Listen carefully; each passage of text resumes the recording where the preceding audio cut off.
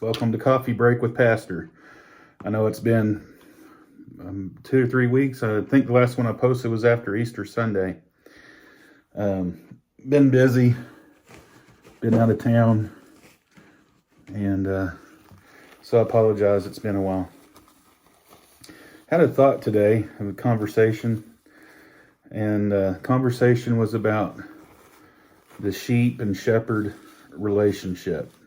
In other words, pastor and saint. So I just want to talk about that for a few moments this afternoon and leave you with the thought. Most people, in my opinion, most people that even if they want to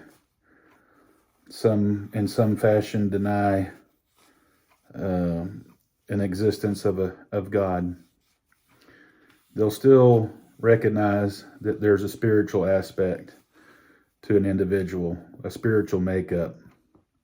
The Bible calls it the outward man and the inner man. So with that in mind, the inner man, it's important that we be fed spiritually. If that doesn't happen, my opinion, we find other things to try to fill that void, to feed that spiritual aspect of ourselves. All that in mind, there's some biblical principles. When you look at the word pastor in the New Testament, it means shepherd. And possibly in the Old, I'd have to check that out. But and Jesus, he talked about in the end, the Son of Man coming, he said that there would be a separation between sheep and goats.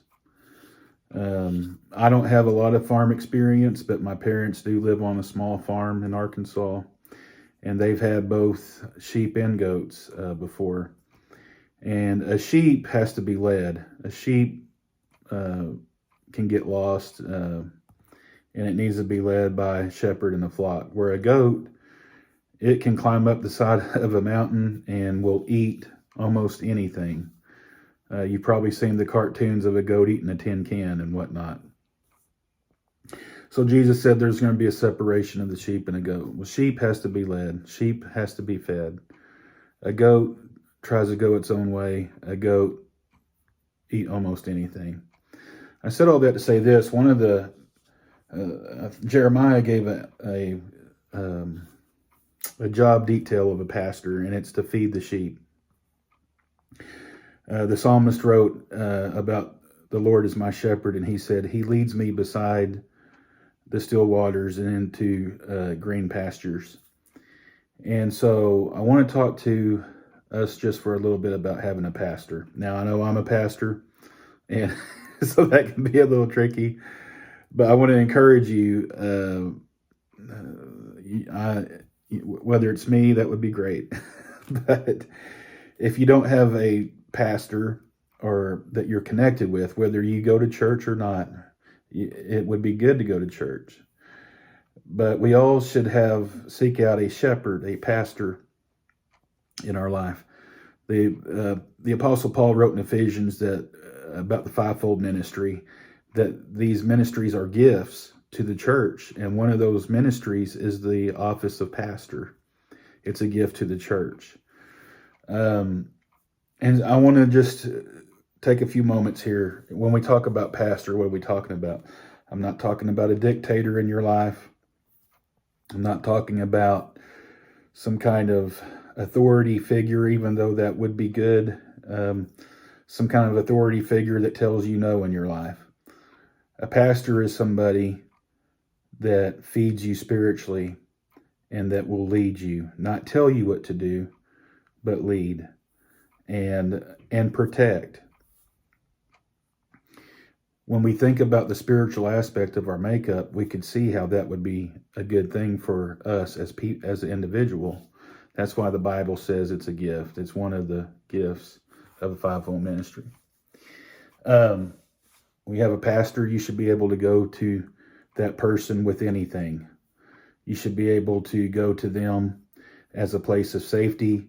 If you're dealing with some things that you would be worried about being judged by others, you should be able to go to a pastor, talk to them, and never have to worry about confidentiality being broken or them not having discretion.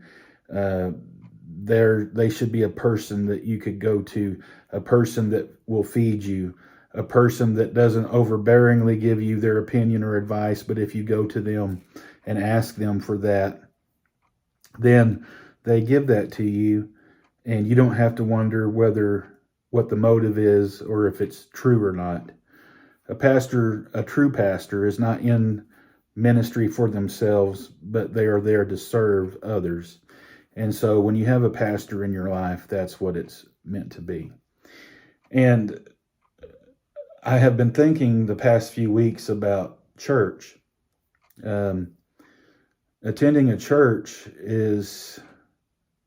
it's a privilege. If this world keeps going the way it's going, I don't know how much longer we're going to have such a free privilege like that.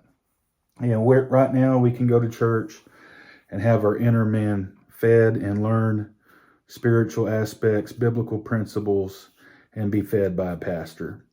So that's my thought for today. And like I said, I'm not trying to promote our church or me as pastor or anything. But I do want to encourage you, if you've even been thinking the slightest about spiritual things in your life, it'd be very beneficial for you to find a church family where you felt comfortable and to find a pastor where you felt safe.